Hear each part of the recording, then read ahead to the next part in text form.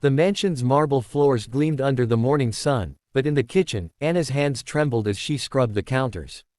Her heart wasn't racing because of the workload, though it was heavy, but because of the tiny bundle wrapped in a worn-out blanket resting quietly in a corner of the kitchen. It was her daughter, little Marisol. No one was supposed to know she was there. Anna had broken the rules.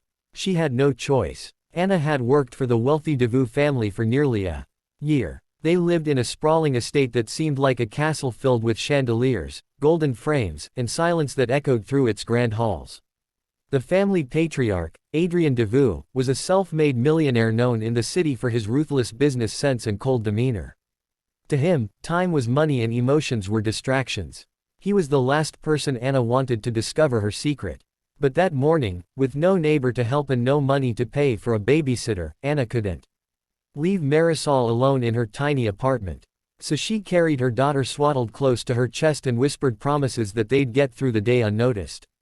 If you believe in kindness, in second chances, and in the power of humanity, even in the harshest of places, please take a moment to like, comment, share, and subscribe to Kindness Corner. Your support helps us spread these powerful stories that can touch hearts around the world. As Anna worked, she prayed that her baby wouldn't cry. But fate often tests us in the cruelest moments. Just as Anna was polishing the silverware, she heard a soft coo, followed by the sweetest giggle. Her heart stopped. She turned and saw little Marisol sitting up playing with her hands, her chubby cheeks glowing in the sunlight. Anna rushed to hush her, but before she could scoop her up, footsteps echoed down the marble hallway. It was Adrian. He entered the kitchen sharply dressed in a navy suit, holding a tablet in one hand and adjusting his watch with the other. His eyes immediately fell on the child and his brows knit together in confusion. Anna froze, her lips trembling as she tried to explain. She expected anger. She expected to be fired on the spot, but Adrian didn't say a word at first. Instead, he crouched down slowly, his expensive suit brushing the tiled floor, and looked into Marisol's eyes. The baby giggled again and reached out her tiny hand. Anna's breath hitched. She was ready for Adrian to call security or demand that she leave. But instead he extended his finger gently, letting the baby curl her little hand around it. For the first time in years, a smile broke across his face. It was small, hesitant, but it was real. From that moment, something shifted. Over the next weeks, Adrian began to notice the way Anna worked tirelessly, never resting, often skipping meals just to finish her tasks. He also noticed how Marisol's eyes lit up every time her mother sang softly to her while working. Slowly, Adrian began to join them, bringing toys, small snacks, even taking short breaks from his packed schedule to sit on the floor with Marisol.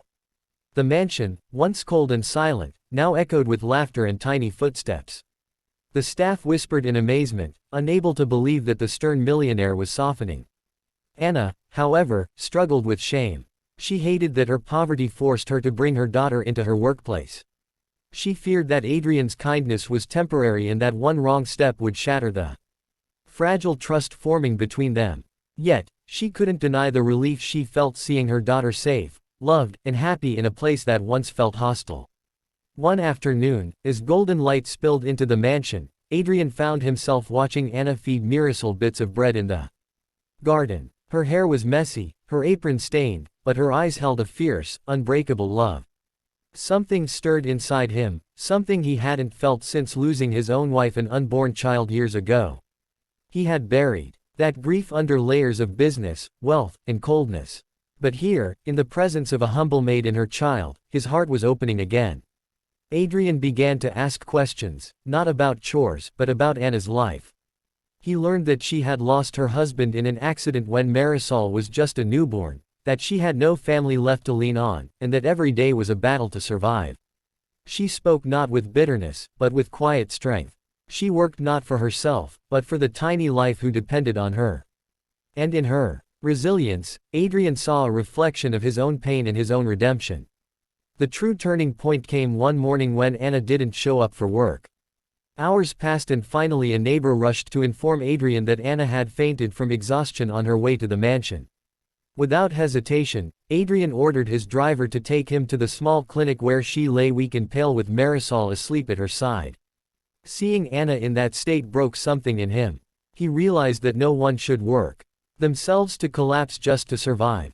That no child should grow up in the shadows of poverty when there was enough abundance in the world to share. He decided then and there to change her life. The next day, when Anna returned hesitantly, fearing she would lose her job, Adrian gathered the entire household staff. With Marisol perched on his arm, he made an announcement that left everyone in shock. He declared that Anna would no longer serve as just an employee. She would be given a permanent home within the estate, full financial support for Marisol's education, and the freedom to work only when and how she wished. She would never again have to choose between survival and her child. Tears spilled down Anna's cheeks as she tried to thank him, but words failed her. For the first time, she felt seen not as a maid, not as a burden, but as a human being deserving of dignity. And as she hugged Marisol close, the baby reached out her hand toward Adrian as if blessing him for his kindness. From that day forward, the mansion was never the same. It wasn't just a house of wealth. It became a home filled with laughter, second chances, and the reminder that sometimes the most powerful change comes not from money, but from compassion.